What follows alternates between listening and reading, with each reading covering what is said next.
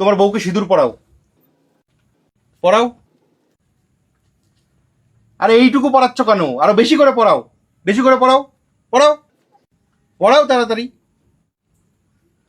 একদম ঠিক কাজ করেছো তুমি।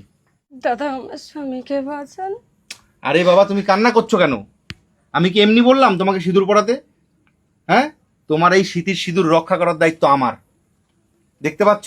দেখো, এই দেখো, এই দেখো, মানুষ পাঠিয়েছে তোমার স্বামীর চিকিৎসা করার জন্য। কালকে একটা ভিডিও ছেড়েছিলাম, এই দেখো এখন একদিন পূর্ণ হয়নি, মানুষ তোমার স্বামীর চিকিৎসা করার জন্য টাকা পাঠাচ্ছে। তুমি চিন্তা করছো কেন? এখন রাত বাজে 9টা, আমি বেথুয়াডাউড়ি থেকে ছুটে এসেছি এই টাকাটা তুলে এদেরকে দিতে। আজকে আপনারা যা টাকা পাঠিয়েছেন, আপনাদের চরণে শত কোটি প্রণাম। মানে কি বলবো আমি, মানে ভাষা খুঁজে পাচ্ছি না। যেহেতু আমার মেন পেজটা নেই, তারপরেও আমি অনেক রিস্ক নিয়ে ভিডিও করেছি। আপনারা টাকা পাঠিয়েছেন, দেখেন আপনাদের একটা টাকাও এদিক ওদিক হবে না। এই সমস্ত টাকা আমি এই বোনের হাতে তুলে দিচ্ছি। ধরো বোন, ধরো, এগুলো তোমাকে দিয়েছে মানুষ তোমার স্বামীর চিকিৎসা করার জন্য। এই ছেলেটার পা দিয়ে পোকা বের হচ্ছে, আপনারা ভাবতে পারছেন কত কষ্ট নিয়ে এই ছেলেটা বেঁচে আছে।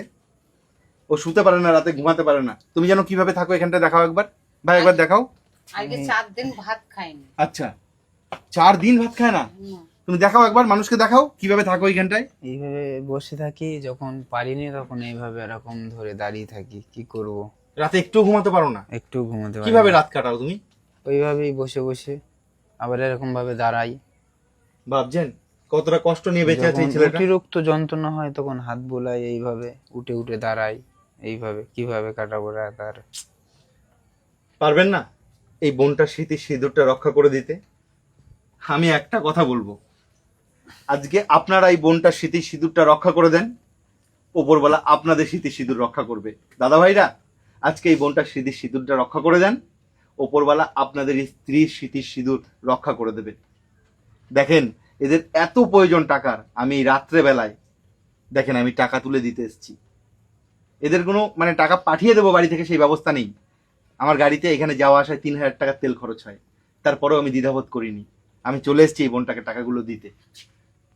আপনারা যা দিয়েছেন দিয়েছেন, আমি আমার ব্যক্তিগত টাকাও এদেরকে দিয়েছি যাতে এদের চিকিৎসাটা শুরু হয়। কিন্তু এই যে সামান্য টাকা, এইটাতে এই ছেলেটাকে বাঁচানো যাবে না। হ্যাঁ, আমি সামনেই বলছি, দেখবেন ওর বউকে জিজ্ঞাসা করবো, বউ একই কথা বলবে। আপনি বলুন দিদি, বোন, বলো। না, এই টাকায় আমার স্বামীকে বাঁচানো যাবে না। কোনো রকম ভাবে বাঁচানো যাবে না, আরো টাকা লাগবে। আপনারা প্লিজ একটুখানি সাহায্য করুন না।